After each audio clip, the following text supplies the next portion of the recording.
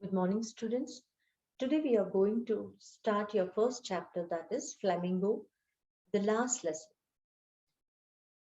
It means Akri part, written by Alphonse Daudet. Alphonse Daudet, 1840 to 1897. His birth was in 1840 and he died in 1897. The last lesson is set in the days of the Franco-Prussian War, 1870 to 71. तो उन दिनों की बात है, ये कहानी को बनाया गया था फ्रैंको प्रेशियन वार के समय में। दैट मीन्स फ्रांस और प्रेशिया के बीच में युद्ध हुई थी 1872 लेके 71 के बीच में। तो उस समय ये कहानी बनाया गया है and in which France was defeated by Prussia.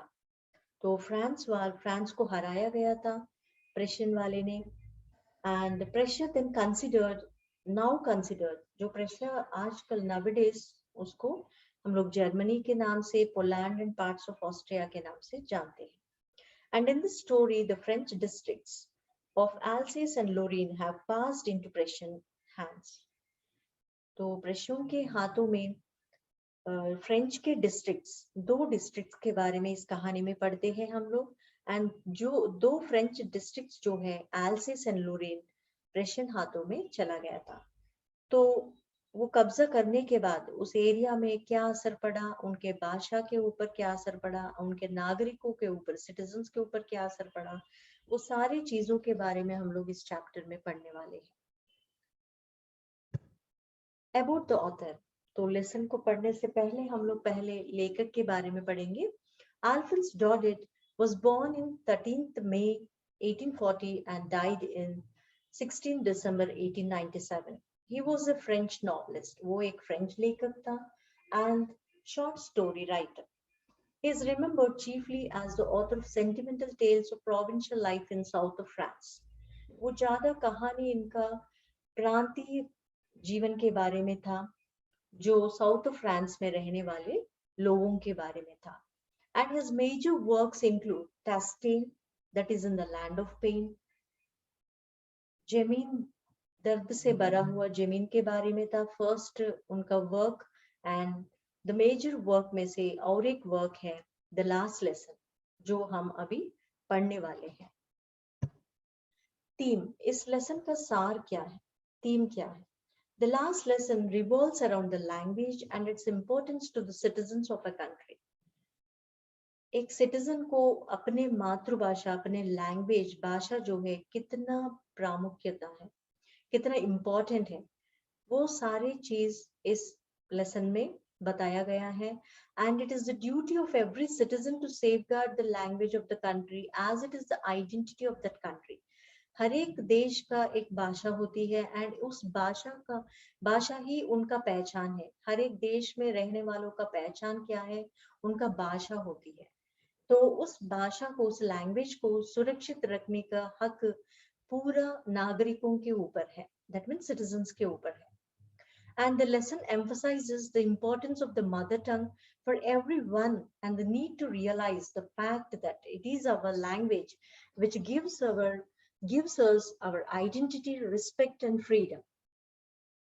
तो इस कहानी में ज्यादा जोर देने वाला बात क्या है कि स्पेशल इंपॉर्टेंस देने वाला बात क्या है कि मातृभाषा, हर एक लोगों को मातृभाषा होती है एंड हर एक नागरिक अपने मातृभाषा को बचाना चाहिए।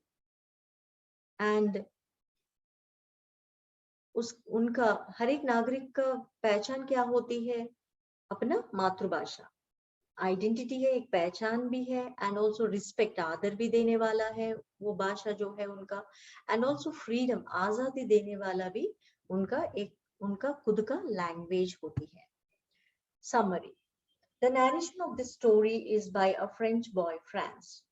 तो इस कहानी जो हम लोगों को बताने वाला है, नरेटर जो है वो फ्रेंच बॉय है, who is none of France.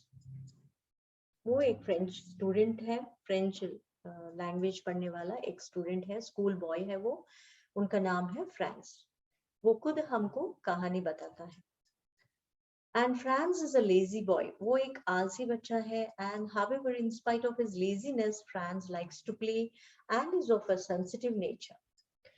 उनके आलसी के बावजूद भी वो बहुत अच्छा खेल कूद करता है. And also he is of a sensitive nature. And furthermore, इसके अलावा Franz hates his teacher Yam Hamel. उनके टीचर को एम हैमल, फ्रेंच जो पढ़ाते हैं उनका नाम है एम हैमल. स्कूल में जो पढ़ाने वाला टीचर है एम हैमल. एंड उनको बहुत नफरत करता था France. And has no interest in studying French. Even French भाषा को सीखने के लिए भी कोई इरादा नहीं था इनको. फ्रांस को बहुत नफरत करता था. An order has come from Berlin after taking over the districts of Alsace and Lorraine in France that the German language rather than the French should be taught in the schools there. तो एक order आया था Berlin से कि else's और लोरेन districts में अब French नहीं पढ़ाया जाएगा. आगे ओनली जर्मन पढ़ेंगे, जर्मन पढ़ाया जाएगा. Furthermore, it is the school French teacher Yam Hamel's last day. उसके अलावा उधर पढ़ाने वाले जो यम हैमल है, उस स्कूल में पढ़ाने वाला यम हैमल का आखिरी दिन था.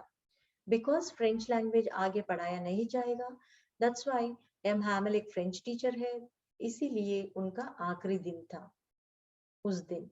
And this teacher has been working there for 40 years. 40 साल से वो पढ़ा रहा था उधर. Moreover the teacher has feelings of patriotism. वो बहुत देशभक्ति से भरा हुआ भावना थे उनके अंदर.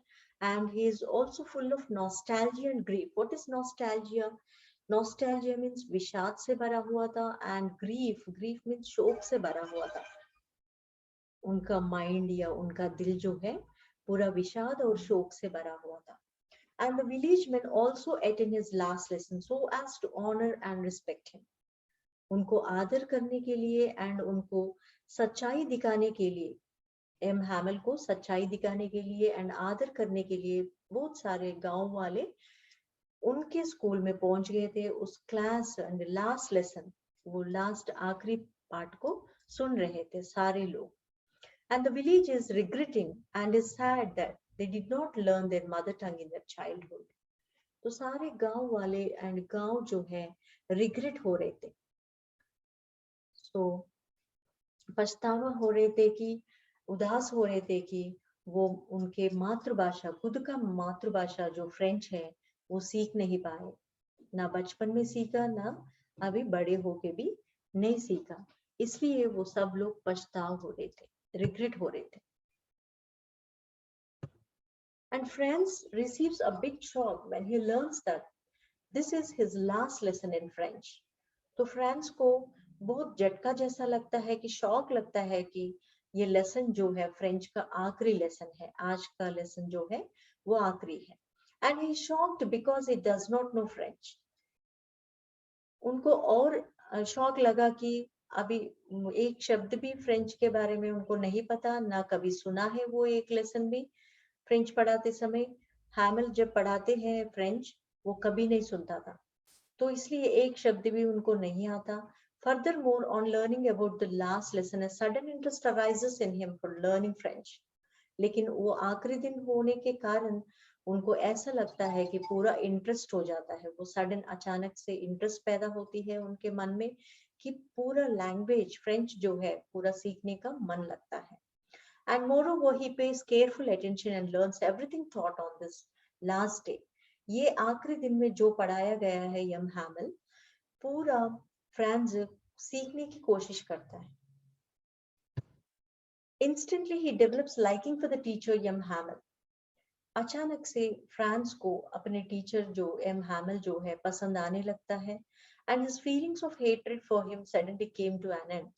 पूरा नफरत जो था, भावना, नफरत से भरा हुआ भावना, तो भावनाएं जो थे वो पूरा खत्म हो रहे थे फ्रांस के अंदर.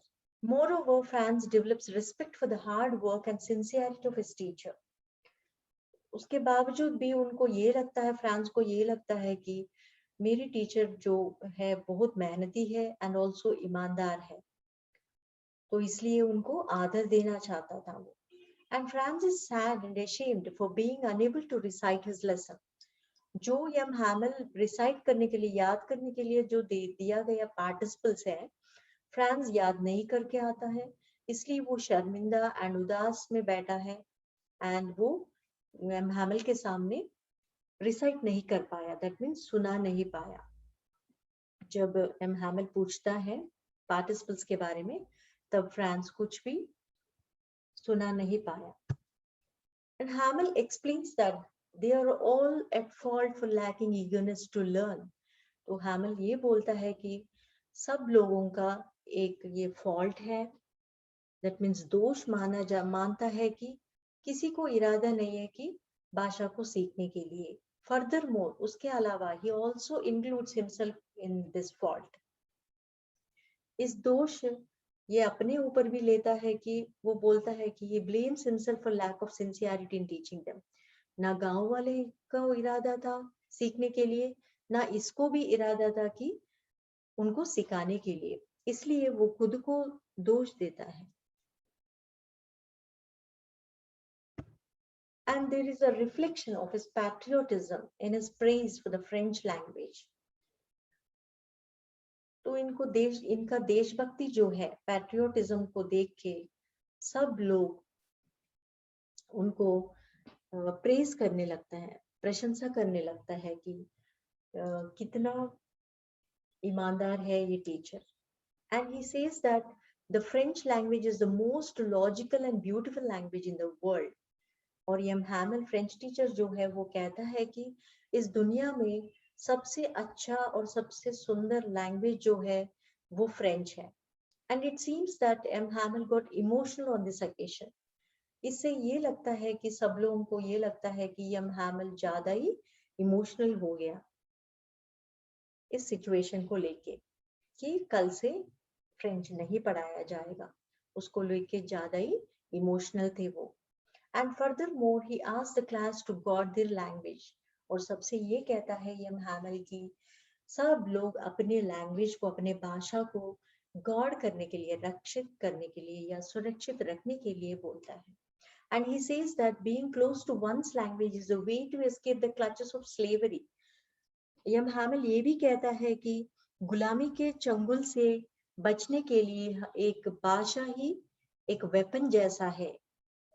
And this language will assist them in attaining freedom from the Germans. Germans से आजादी पाने के लिए अपना भाषा ही एक वेपन जैसा काम करेगा।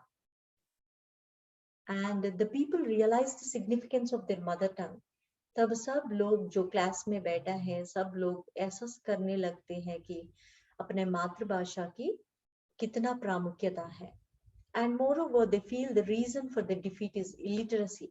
अगर हम लोग जर्मन के हाथ में हार गया, इसका मतलब कि हमारा अशिक्षा के कारण, इलिटरेसी के कारण ही हम लोग हार जाते हैं, हार जाएंगे, ऐसे सोचने लगते हैं सब लोग।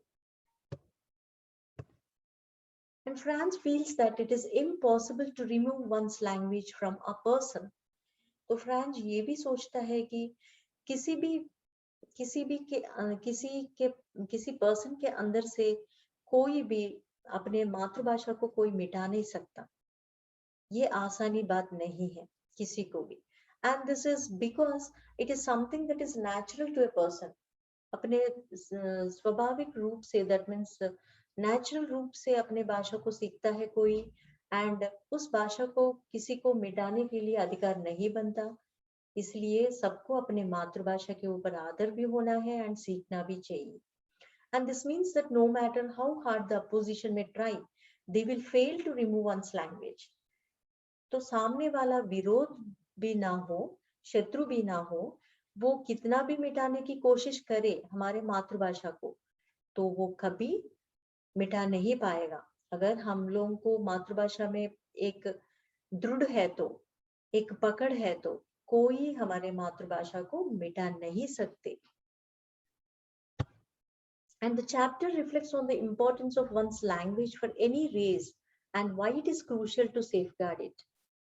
And इस चैप्टर में हम लोगों को ये रिफ्लेक्ट करा जाता है कि, दर्शाता करा जाता है कि the importance of one's language, एक खुद का मातृभाषा जो है किसी भी जाति को, फॉर एनी रेस, किसी भी जाति को अपना लैंग्वेज जो है, अपना भाषा जो है, वो बहुत इंपॉर्टेंट है एंड उसको सुरक्षित रखने के लिए बहुत क्रूशियल है। दैट मीन्स इम्पोर्टेंट है, उसको सुरक्षित रखना भी उतना ही इम्पोर्टेंट है, सीखना भी इम्पोर्टेंट है और उसको सेफगार्ड करना, सुरक्षित रखने का भी इम्पोर्टेंट है, क्रूशियल स्टेप है। दैट मीन्स सो ये था आपका लेसन।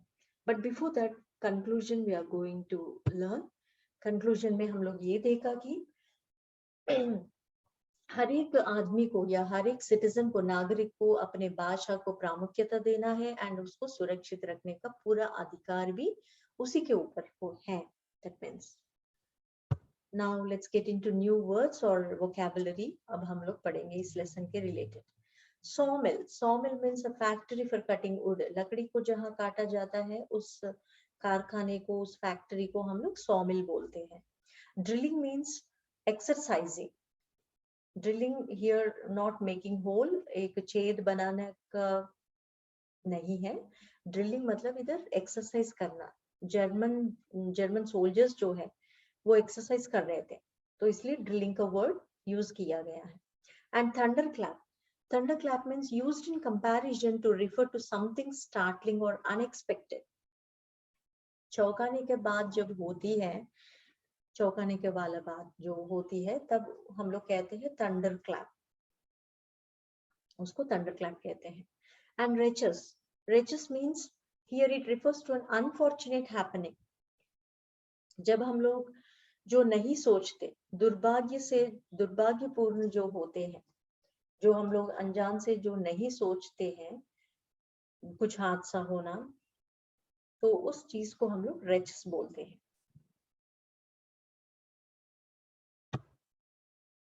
सार, सार एक नदी है which passes to France, through France.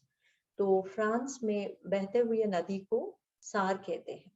Nuisance means problem और बर्डन, बोझ या किसी को प्रॉब्लम क्रिएट करना, किसी को परेशान करना, उस चीज को हम लोग न्यूसेंस बोलते हैं। क्रैंकी, क्रैंकी मीन्स स्ट्रेंज, अजीब या शॉर्ट टेम्पर्ड, जल्दी गुस्सा होने वाले लोगों को भी हम लोग क्रैंकी बोल सकते हैं। इस लेसन में हम लोग एम हैमिल के बारे में पढ़ते हैं कि क्रैंकी नेचर का आदमी था वो। What is cranky nature? M Hamel का नेचर कैसा था? क्रैंकी था। क्रैंकी मीन्स शॉर्ट टेम्पर्ड, जल्दी गुस्सा करने वाला था वो, एंड अजीब सा नेचर था उनका। बट फ्रांस का नेचर कैसे था?